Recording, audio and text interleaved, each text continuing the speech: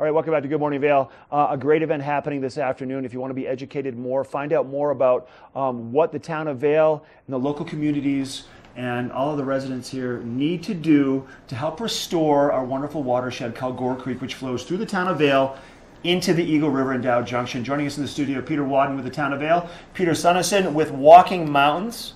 The two Peters are in the room. How are we? Mark. Good to see you. Good to see you. Thanks for having us. What are you doing wearing those today? You're feeling pretty spicy, aren't you? It's springtime. I woke up. There's sun shining down Valley. Pick your foot up real quick so people can see what you're doing. Yeah. Don't show them that. I know. All right.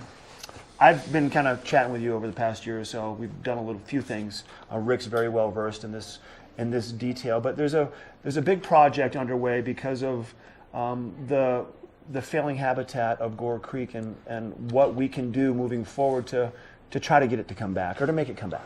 Yeah, so the creek's listed on the EPA's list of impaired waterways for low aquatic life. So the bugs that live in the water and feed the trout are dying.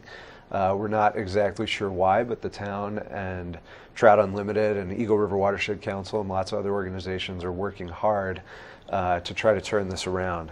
So today we have this free lunch at noon in the Grandview Room at Lion's Head about some of our restoration efforts that will begin this summer.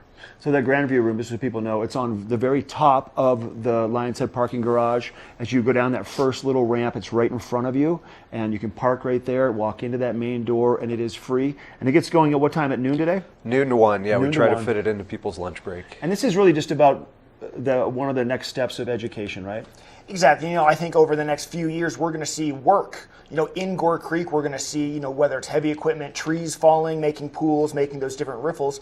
And I think this is kind of the explanation, kind of the process going forward. We want to explain to people what's going on before kind of they see that work starting. So it's a great kind of introduction to the next few years of restoration along Gore Creek. I mean, I lived in East Vail for a long time. I lived in West Vail for a long time. And I spent countless hours still fly fishing out on Gore Creek, and I've seen it from a fisherman's perspective change over the years. I mean, the fish are still there, but the bugs aren't as prevalent. Certain bugs have completely gone away. I used to fish with green drakes behind the old gas station across from Blockbuster Video under the street lamp at 12 at night, and there's no green drakes. Blockbuster Video, you're dating yourself, Mark. It's not that far. It's not that bad. Chicago pizza area. Yeah. So it's really been over time that this has happened, but you guys jumped on it.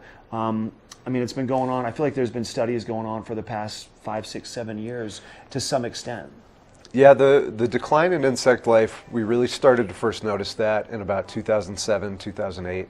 And the town really started to take action in the last few years when it became apparent that decline was persistent and consistent and ongoing. So today's talk is going to be pretty interesting. It's the engineer who designed the Vail Whitewater Park. So he's done some cool projects around Colorado, river restoration projects all over the world. But he's going to talk about the specifics of bank restoration and stabilization and the engineering projects that are going to be happening in Vail over the next couple of years.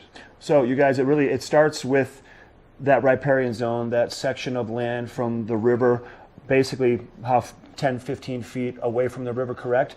Bugs start there, then the bugs feed the fish feed, and it's just a reoccurring cycle of the larger animals' survival of the fittest out there, but it's just all being pushed. Yeah, everything's really dependent upon that riparian habitat. It creates shade, it creates habitat for fish, for insects, for moose, for kingfishers, for everything. It's a really, really important ecosystem in Colorado, that creekside habitat. So it's pretty important that we do some work to restore that. Today at noon at the Grandview Room, you haven't had a chance to talk, and you love to talk when you're on camera. That's right. I'll tell you what, I'm going to ask you a question.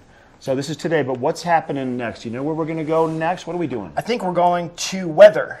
Is that with Megan? Megan's doing the weather coming up. Let's go find out what she has.